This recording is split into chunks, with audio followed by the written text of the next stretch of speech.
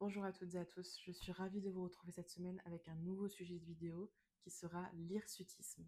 Mais alors, qu'est-ce que l'hirsutisme? L'hirsutisme, c'est tout simplement la croissance excessive de pilosité chez la femme à des endroits qui sont plutôt réservés aux hommes habituellement, notamment le menton, la moustache, la poitrine, le dos ou le ventre. L'hirsutisme est connu depuis l'Antiquité et on en parle notamment des femmes à barbe par exemple, mais ce n'est que très récemment, au XXe siècle, que l'on en a trouvé l'origine. L'hirsutisme n'est pas une maladie en elle-même, mais le symptôme d'un trouble hormonal. Quels en sont les symptômes?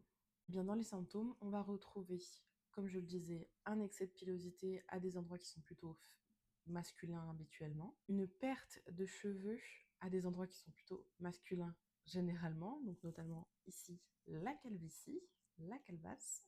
Dans les formes les plus sévères, vous aurez une voix plus grasse, mais il y a aussi par exemple un excès de sébum, puisque les hommes sécrètent plus de sébum que les femmes, et naturellement des problèmes d'anxiété, de confiance en soi que cela induit. Mais alors, quelles en sont les causes?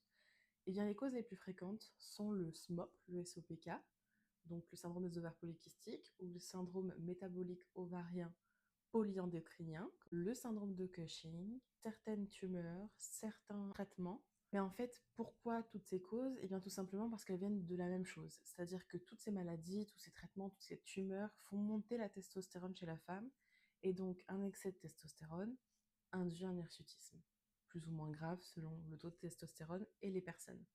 Il existe également un facteur génétique qui est un petit peu plus rare mais qui existe. Alors pour le diagnostic, bah écoutez, ça va être assez simple puisqu'en fait on va rechercher les maladies en cause de ce symptôme.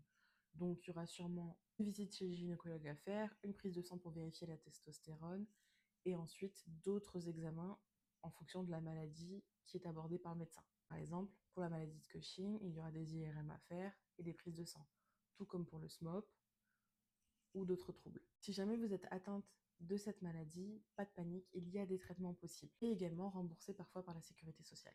On peut vous prescrire une pilule qui va rééquilibrer vos hormones, on peut effectuer une épilation à la lumière pulsée ou au laser.